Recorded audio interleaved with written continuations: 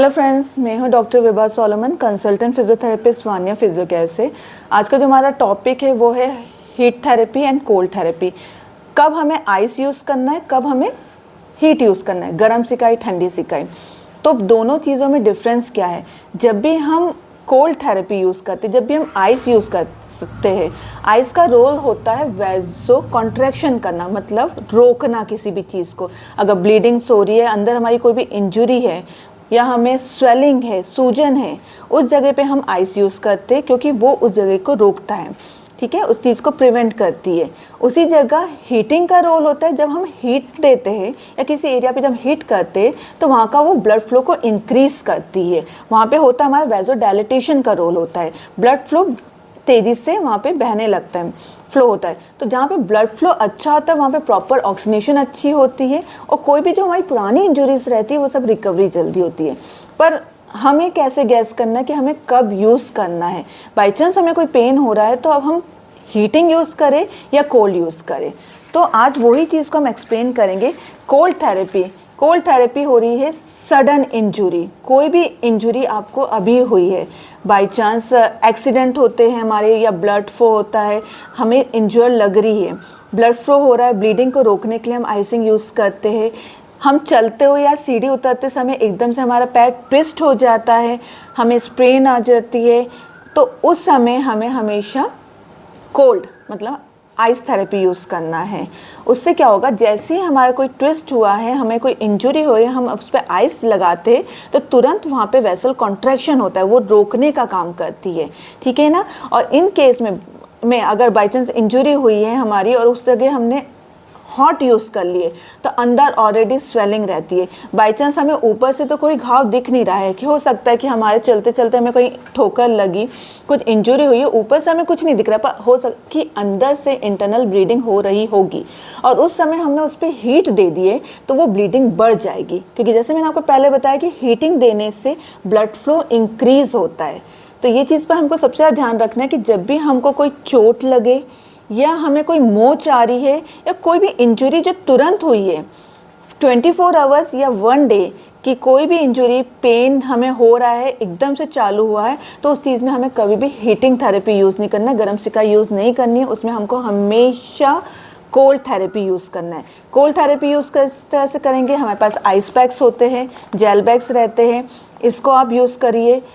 अगर jail bags आपके पास available नहीं है तो यू यूजिंग आइस, आपके पास आइस होंगी, आइस को आप किसी भी पॉली बैग में डालिए या तो कपड़े में रैप करके आप उस जगह पे यूज़ कर सकते हैं, ठीक है।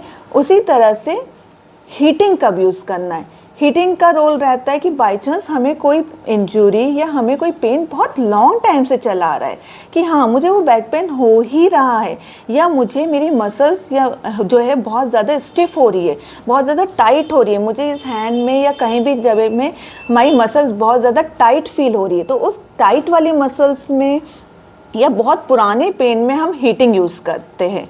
कोई भी चीज़ पहले से आ रही है, ठीक है, क्योंकि जो चीज़ टाइटनेस होगी, मसल बहुत ज़्यादा टाइट होगी, स्पाज्म होगा, जब हम उस पर हीट देंगे तो वहाँ का ब्लड फ्लो इंक्रीज़ होगा और मसल्स हमारी रिलैक्स हो जाएगी, वहाँ पे मसल्स हमारी रिलैक्स होती है। तो उस जगह में हम हमेशा हीट यूज़ सकते हैं, उसमें हम कोल्ड यूज़ नहीं करेंगे। बाई चांस हमको स्टिफनेस है, बहुत ज़्यादा टाइट है और हमने वहाँ पे फिर आइस यूज़ कर लिए तो वो टाइटनेस हमारी और ज़्यादा बढ़ जाती है। पेन पार्ट है, दोनों चीज़ों में चाहे आप हीट यूज़ कर रहे हो चाहे आप कोल्ड यूज़ कर रहे हो, दोनों का जो पॉइंट होता है वो पेन रिलीव ही होता है। हमेशा हमको लगता है पेन को रिलीव करने के लिए हमें हीट यूज़ करना चाहिए या पेन को रिलीव करने के कोल्ड, बहुत कन्फ्यूजन होता है, पर दोनों पेन अलग है। जो पेन हमें पहले से हो रहे, पुराने हैं, बार बार होते रहते हैं, मसल्स है, मसल स्टिफनेस के कारण आ रहे हैं, अकड़न के कारण आ रहे हैं, हमारी मांसपेशियाँ बहुत ज़्यादा टाइट हो रही है, उसमें हम हीट यूज़ करेंगे। पर वो पेन जो कि हमें सडन इंजरी के कारण हो रहा है, किसी भी एकदम ट्विस्ट मूवमेंट के कारण या एक्सीडेंटल या हमें कहीं चोट लगने के कारण जो पेन हो रहा है, उसमें हम आइस यूज़ करेंगे।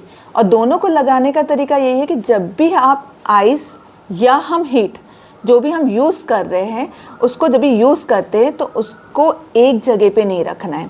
बाई चांस हम कोल्ड पैक यूज़ करें तो कोल्ड पैक को यूज़ करने के लिए इनके बैग्स अवेलेबल होते हैं, ठीक है। बैग नहीं है तो आप कोई भी कपड़े में या फिर एक हैंकी या टॉवल में आप रैप कर लीजिए और उसको जिस एरिया में लगाना है, और जिस एरिया में लगा रहे हैं वहाँ कंटिन्यूस आपको मूव करते रहना है। ये नहीं है कि हमने इस पैक को डायरेक्ट स्किन पे लगा के और एक ही जगह रख दिया, क्योंकि दोनों चीज़ों का ये रहता है कि हम आइस पैक को अगर कंटिन्यूस एक जगह रखते हैं तो इससे आइस बर्न्स होने के चांस होते हैं, और अगर हम हीटिंग पैड को भी एक जगह कंटिन्यू रखते हैं तो वहाँ पे हीट बर्न होने के चांसेस होते हैं। तो इसका हमेशा ध्यान रखना कि जब भी आप आइस पैक को यूज़ करें या हीटिंग पैड को यूज़ करें, इसको मूव करते रहना बहुत ज़रूरी है। और मेन है टाइमिंग। बहुत बार अच्छा लगता है कि हीटिंग थेरेपी बहुत अच्छी लगती है, गर्म सिकाई को हम लोग आधे आधे एक एक घंटे तक यूज़ करते हैं। ये कॉमन, हमने हमारे जब भी पेशेंट से बात करी तो उनका रहता है कि हम तो आधे आधे घंटे तक सिकाई करते हैं। तो ये बहुत गलत चीज़ है। जब भी आप कोई भी थेरेपी यूज़ करते हो, चाहे आप हीटिंग कर रहे हो चाहे आप कोल्ड थेरेपी यूज़ कर रहे हो, उसका टाइमिंग सिर्फ 10 to 15 मिनट्स होना चाहिए। बहुत प्रोलॉन्ग और लंबे समय तक हमें इसको यूज़ नहीं करना है। हो सकता है दिन में 2 या बार यूज़ कर सकते हैं, सुबह शाम कर लीजिए, है ना, टाइम अलग अलग, पर at a time single time में जब आप इस थेरेपी को यूज़ कर रहे हो तो आप उसका टाइमिंग रखिए सिर्फ 10 से 15 मिनट तक। तो आज का ये टॉपिक सिर्फ इसीलिए लिया था कि कब हमें करना है, क्योंकि बहुत सारे कन्फ्यूजन होता है कि हमें कब हीटिंग और कोल्ड थेरेपी को यूज़ करना है। तो होप सो कि आज का आपको ये क्लियर हो गया होगा कि जो भी हमारी सडन इंजरी है, तुरंत हुई है, उन सब केसेस में हमें कोल्ड यूज़ करना है, कोई भी पेन हो।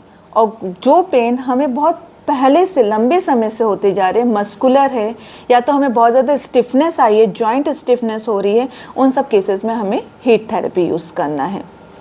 और दोनों के टाइमिंग सिर्फ 10 to 15 मिनट। तो होप ये आज आपको ये सेशंस मेरा इसमें आपको क्लियर हुआ होगा कि हमें कब कब क्या चीज़ें यूज़ करनी है। और भी आपकी कोई क्वेरीज है इससे रिलेटेड, हॉट थेरेपी या आइस थेरेपी से रिलेटेड, तो हमारा लिंक डिस्क्रिप्शन बॉक्स में है, हमारी मेल आईडी है, आप अपनी क्वेरीज लिख सकते हैं, हम उसको पूरा रिजॉल्व करेंगे।